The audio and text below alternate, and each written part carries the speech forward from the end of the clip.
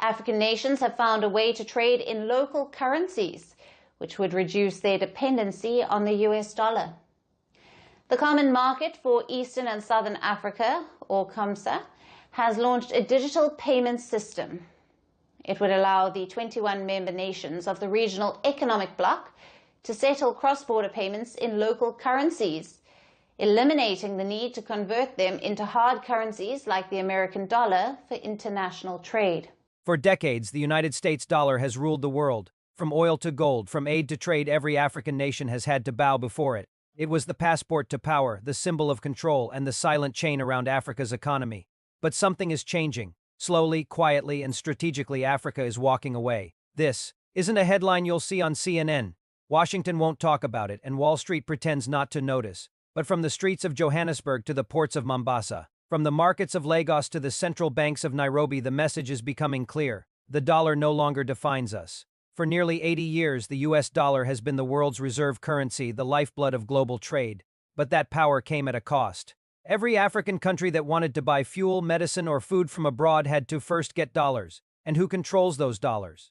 The United States Treasury. That means if America freezes your accounts, your economy can stop breathing overnight. It's a kind of modern colonization, silent, digital, and deadly. But now a quiet rebellion is rising.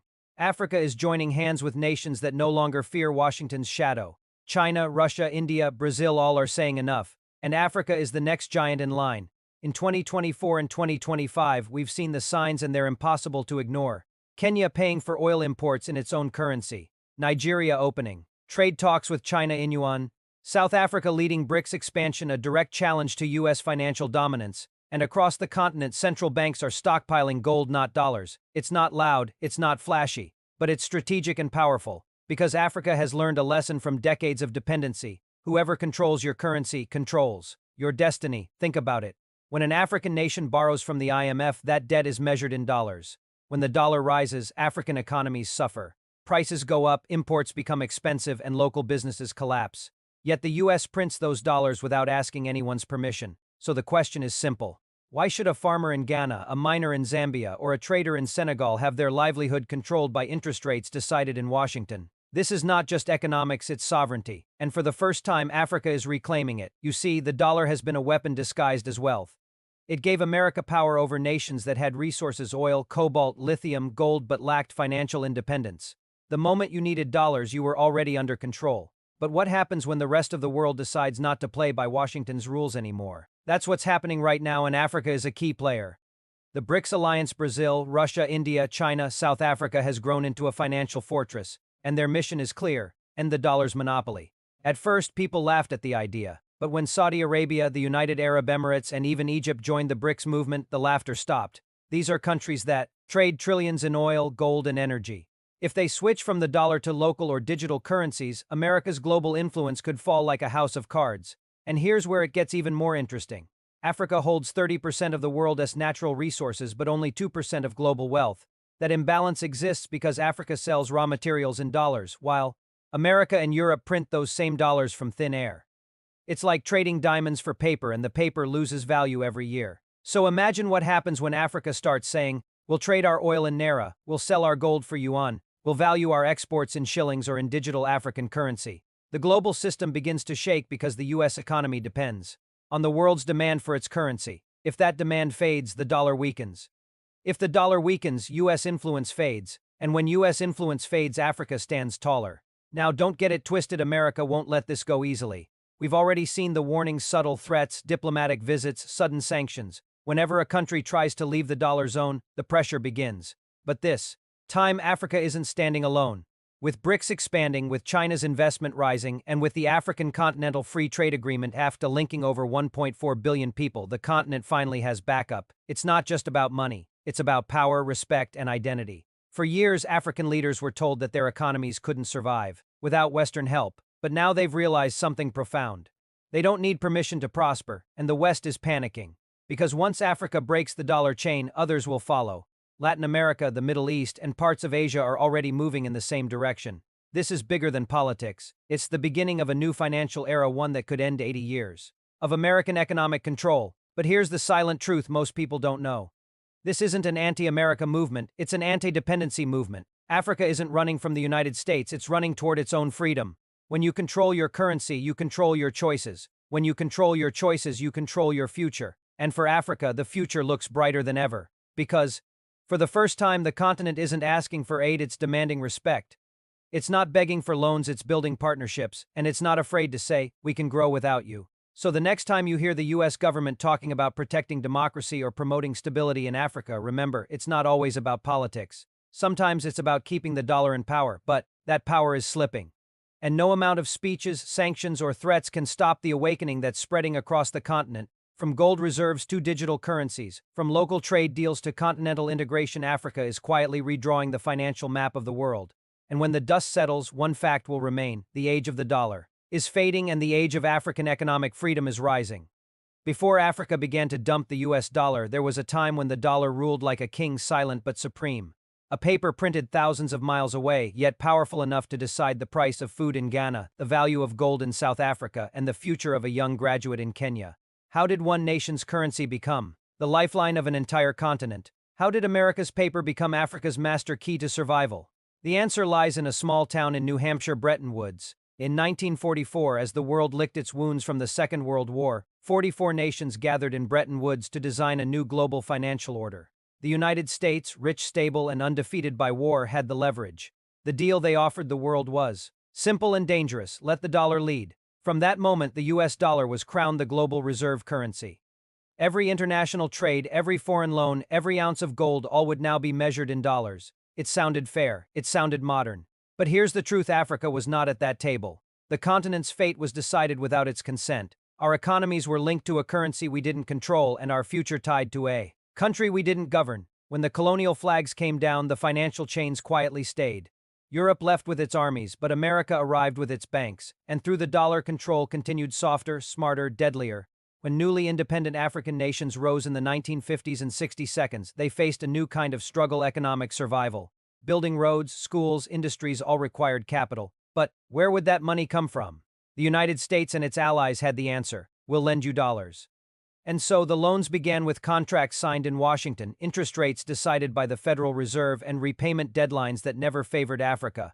By the 1980s, debt had become Africa's new master. The same nations that once colonized Africa's land now colonized its economy through the IMF and the World Bank. Both institutions born from the Bretton Woods system, they called it aid and support. But behind the elegant words were demands: privatize your public services, cut social spending, open your markets to foreign investors, and keep your reserves in dollars. It was called structural adjustment, but for millions of Africans it meant structural suffering. Factories closed, currencies collapsed, young nations lost control over their budgets and their dreams. Every time the US Federal Reserve raised its interest rates, African economies bled. And yet we were told this was the cost of development. No, it was the cost of dependency. Here's how the trap worked. To import food, fuel, or medicine, African nations needed dollars. But they earned income in local currencies that no one outside their borders wanted. So to buy dollars, they had to sell their resources cheap. Gold, oil, cocoa, diamonds sold at low prices just to get the green paper that keeps the economy running. The dollar wasn't just money, it was oxygen. If the US decided to cut access through sanctions, banking restrictions, or IMF pressure, a nation could collapse overnight. The dollar became the ultimate weapon: no soldiers, no bombs, just numbers on a screen. And through that weapon, Washington gained control of policies from Abuja to Addis Ababa, control of interest rates, fuel subsidies, and even election budgets, all in the name of financial discipline. But discipline for who? For the countries that produce real wealth, or the one that prints paper backed by nothing but trust? That's the irony. The US dollar is not backed by gold. It's backed by faith in America, and Africa's economy was built on faith in that faith. A dangerous kind of religion where worship meant survival. When the US sneezes, Africa catches a fever. That's not a proverb, that's economic reality. A decision made by the US Federal Reserve to increase interest rates in Washington instantly makes debt repayment harder for Ghana, Nigeria, and Kenya. A financial crisis in Wall Street causes inflation in Africa's food markets. So when America prints more dollars, Africa pays the price through inflation. When America raises rates, Africa pays again through debt. It's a cycle that always ends the same way: Africa loses. Yet every world leader, every financial summit, every economic reform always begins with one question: how many dollars do we have? Not, how many resources do we own? Not, how much value do we produce? But how many dollars can we get? That mindset planted by the Bretton Woods system is what kept Africa in economic captivity for decades. When an African economy struggles, the IMF steps in with a plan, but the plan always has strings attached. They tell us to cut subsidies, sell state companies, freeze public salaries, and open our borders to U.S. corporations. They say it's for economic stability. But who benefits from that stability? Foreign investors take the profits, local industries die, and the cycle repeats with Africa forever chasing a balance it can never reach. This is why the dollar is not just a currency. It's a system of control, a silent colonizer wearing a suit. And for nearly 8 decades, Africa was told this is the only way the world works. But that world is cracking. The year 2008 changed everything. When America's own financial system collapsed during the global recession, African economists began to ask, how can we depend on a currency that can destroy itself? Then came China, then Russia, then BRICS, and suddenly Africa saw a new possibility, a world where trade could exist beyond the dollar. This realization sparked a quiet rebellion from government halls to university classrooms. African thinkers began asking bold questions. Why are we borrowing in a foreign currency when we can trade in our own? Why is our gold sold in dollars instead of valued in cedis or naira? Why do we measure our success by the approval of the U.S. Treasury? That mental revolution was the beginning of economic independence. Africa's story is shifting from dependence to defiance. We are the world's youngest continent with the oldest lessons. We've seen colonization in every form: guns, religion, aid, and now currency. And we've learned something powerful. Control your money and you control your freedom. Because whoever controls your currency controls your choices, and whoever controls your choices owns your destiny. So yes, the dollar conquered Africa, but only because Africa wasn't ready to fight back. Now we are. The quiet dumping of the US dollar is not just an economic decision, it's a spiritual one. It's a declaration that the era of dependency is ending.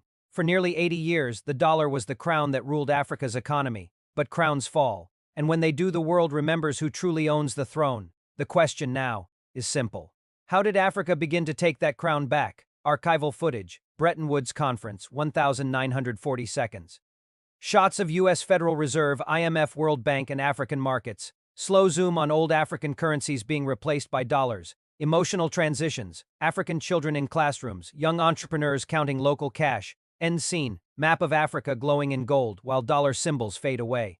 The dollar had ruled Africa for decades, invisible, unchallenged, powerful. But no empire lasts forever. And in 2024 and 2025, Africa quietly began saying no. It wasn't a headline in Western media. It wasn't a march on Washington. It was a series of subtle, strategic moves by nations, leaders, and organizations that refused to remain chained. Let's start with Kenya. The East African giant, once heavily reliant on US dollars for fuel imports, began to negotiate energy contracts in its own currency, the Kenyan shilling. This was no small decision. By paying in local currency, Kenya bypassed the dollar entirely, saving billions, stabilizing its economy, and sending a quiet but clear message to the world: we don't need the dollar to survive. Then there's Nigeria, Africa's largest economy. The naira, long weakened by dependency on foreign reserves, found a new ally in China. Trade agreements were signed in yuan, oil exports, tech imports, and infrastructure deals all increasingly negotiated outside the dollar system. It was more than money, it was sovereignty. In South Africa, the story became even bolder. As part of the BRICS alliance, Brazil, Russia, India, China, South Africa, the nation actively pushed for alternative global trading systems. From gold-backed currency discussions to digital payment systems, South Africa demonstrated that Africa didn't have to follow America's lead, and the results were astonishing. When BRICS nations began settling trade in local currencies, Africa realized that the dollar's grip was not permanent. The continent that had once been a debtor of dollars now had options, allies, and strategy. This wasn't isolated to a few nations. Across the continent, Ghana stockpiling gold reserves, reducing reliance on dollar-denominated loans. Egypt exploring African digital currency initiatives for intracontinental trade. Kenya and Tanzania pioneering cross-border trade in East African Community EAC shillings instead of dollars. The message was clear. Africa was waking up. For decades, Western economists told African leaders, without dollars, your economy will fail. Yet here we are, Africa trading in local currencies, increasing intra-African commerce, and forging partnerships with nations outside the U.S. orbit. This shift isn't just about economics, it's about power and dignity. Africa is sending a signal: we are not dependent, we are partners on our terms. One of the boldest moves has been Africa's focus on gold and natural resources. Countries like Ghana, South Africa, and Mali are using their gold reserves to negotiate trade deals outside the dollar system. This is strategic. Gold is universally valuable, immune to dollar inflation, and impossible to manipulate digitally. By leveraging their natural wealth, African nations are creating a buffer against dollar dependency. Suddenly, the US, which once relied on controlling Africa's resources through dollar transactions, finds itself with less influence. It's quiet, it's slow, but make no mistake, it's revolutionary. BRICS has played a monumental role in this turning point. With South Africa at the table, Africa gained a direct voice in global economic policy. Trade in yuan, ruble, and BRICS digital currency alternatives allows African nations to bypass the dollar entirely. Meanwhile, Africa's Continental Trade Agreement (AfTA) is a game changer. By enabling 1.4 billion people to trade across borders without dollar dependency, the continent is creating its own financial ecosystem. It's a subtle rebellion against decades of financial domination.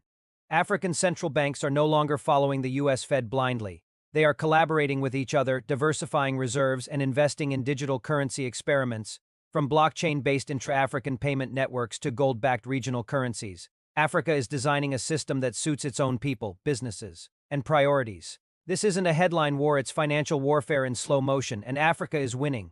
Beyond banks, treaties, and gold reserves, this movement impacts everyday Africans. Farmers in Kenya, traders in Lagos, artisans in Accra, their daily lives are no longer at the mercy of the US economy. They are seeing stability, growth, and opportunity. This is why the shift is unstoppable.